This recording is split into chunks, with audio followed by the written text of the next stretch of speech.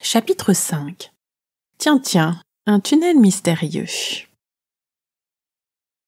Depuis qu'il a fait la sieste, mon petit dragon mignon ne tient plus en place. Il saute de rocher en rocher tout en battant des ailes, même si celles-ci ne sont pas encore assez grandes pour le porter. En le suivant du regard, j'aperçois avec étonnement une trace de patte qui ressemble à celle de Dragolo, incrustée sur une pierre au fond de la grotte. Étrange. Intrigué, j'attrape mon dragon pour l'y emmener et y poser une de ses patounettes. L'empreinte est bien plus large. Néanmoins, malgré la différence de taille, ça a l'air de fonctionner. La cavité se met à trembler, tandis que de la poussière me tombe dessus et qu'un gros rocher se déplace pour découvrir un passage. Avec Dragolo, on s'approche prudemment. Il ne faut pas être bien grand pour pouvoir s'y faufiler. On dirait que le début de la galerie est à moitié effondré. Il fait sacrément sombre là-dedans. J'ai besoin d'une torche. J'attrape une branche que j'avais mise de côté pour me défendre au cas où. Je la maintiens au-dessus des flammes, mais ça ne prend pas instantanément. Et là, je suis pressé. Alors, je farfouille dans mon sac pour trouver du tissu. Voyons, qu'est-ce qui me manquera le moins? Ma culotte rose? Aïe, ce n'est qu'un petit sacrifice. J'en profite pour me changer. Ma robe blanche sera parfaite. Courte et bouffante, sa partie supérieure est ample avec une belle boucle noire pour l'attacher sur une épaule. Mes gants, presque aussi longs que mes chaussettes, arrivent jusqu'en haut de mes bras et se terminent par un bijou art déco. Je pioche encore dans mon sac pour trouver des accessoires. Oh, ce chapeau melon miniature t'irait bien, mon petit Dragolo. Et j'essaie de le lui enfiler, mais il secoue tellement le crâne que je n'y arrive pas. Et pour éviter que je recommence, il s'enfuit par l'issue du fond de la grotte. Il a pile la bonne taille pour ne pas être obligé de baisser la tête. À propos, je me demande qui a bien pu concevoir cette ouverture. Le mécanisme est impressionnant. Il va falloir être prudent. Pourquoi est-il parti si vite, ce coquin de dragon? Sans perdre davantage de temps, j'enroule ma culotte à l'extrémité du bâton. Normalement, je suis censé imbiber le tissu dans un liquide inflammable. Sauf que là, je n'ai pas ce genre de produit sur moi. Ah, mais si! J'ai exactement ce qu'il me faut. Je trempe l'étoffe dans la matière visqueuse restée au creux de la coquille d'œuf.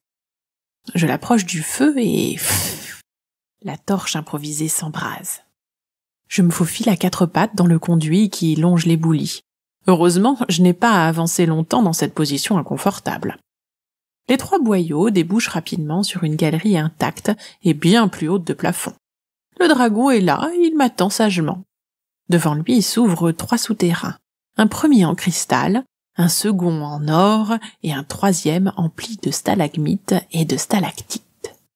J'imagine qu'on a 2 chances sur 3 de se tromper. Réfléchissons un peu avant de plonger droit dans un piège, pensai-je à voix basse. Forcément, les premiers tunnels me font de l'œil, mais je ne devrais pas m'y fier. Mon père répète souvent à ma mère « Méfie-toi des offres trop alléchantes ». Bon, c'est décidé, je vais prendre le plus moche. T'en es sûr? Je suis la seule à avoir l'impression que c'est une gueule béante pleine de crocs prête à ne faire qu'une bouchée de nous? Tu exagères, ce n'est qu'un phénomène naturel dû au calcaire présent dans l'eau.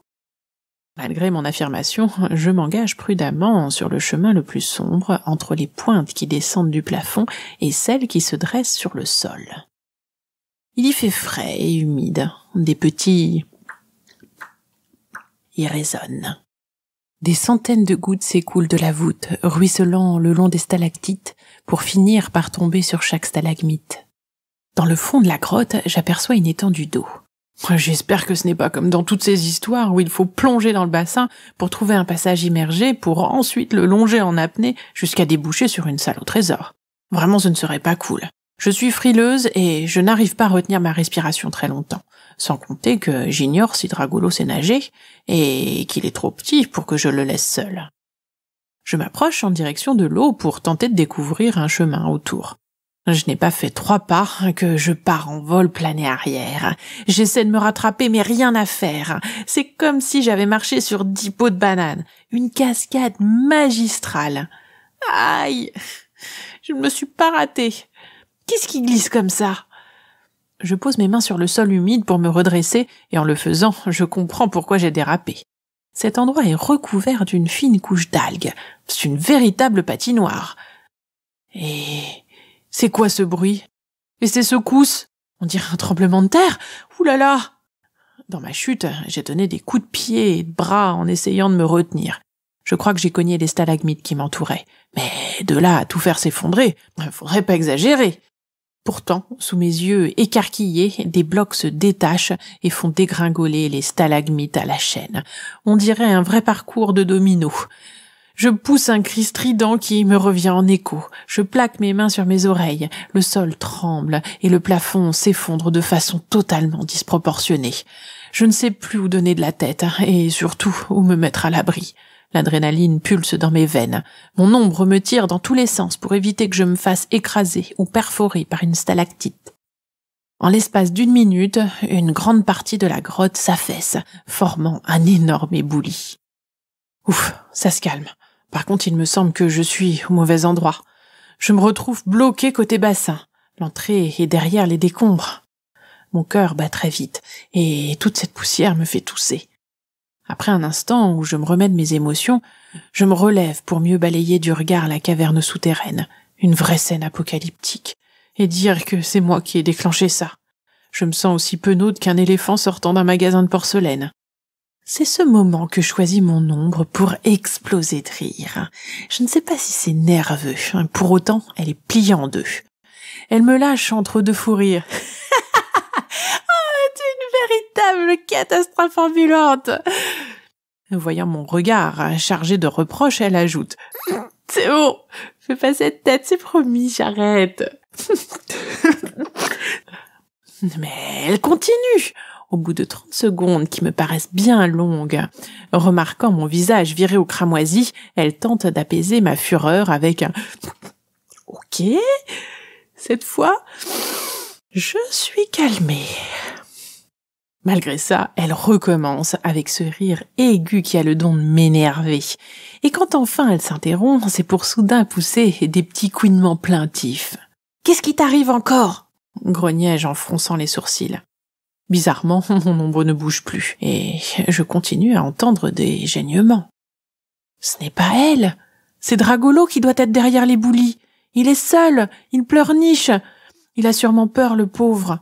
Et cette andouille qui se bidonnait, alors que mon petit Dragono était piégé de l'autre côté des rochers. Enfin, c'est plutôt nous qui sommes coincés dans ce cul-de-sac. Lui, il doit se sentir isolé. Je me précipite pour creuser cette saleté de mur. Ça ne marche pas. Cette masse de pierre est composée de blocs bien trop lourds. Je hurle de toutes mes forces. « Dragolo, je suis là! Ne t'inquiète pas, je vais venir te retrouver !» Je ne sais pas s'il m'a comprise. En guise de réponse, je perçois à nouveau des petits cris étouffés. J'espère qu'il n'est pas coincé sous l'éboulement. Non, il ne faut pas que j'imagine le pire. Entre deux sanglots de dragon, j'entends gratter. Il doit tenter de se frayer un passage. C'est peine perdue, il n'y arrivera jamais.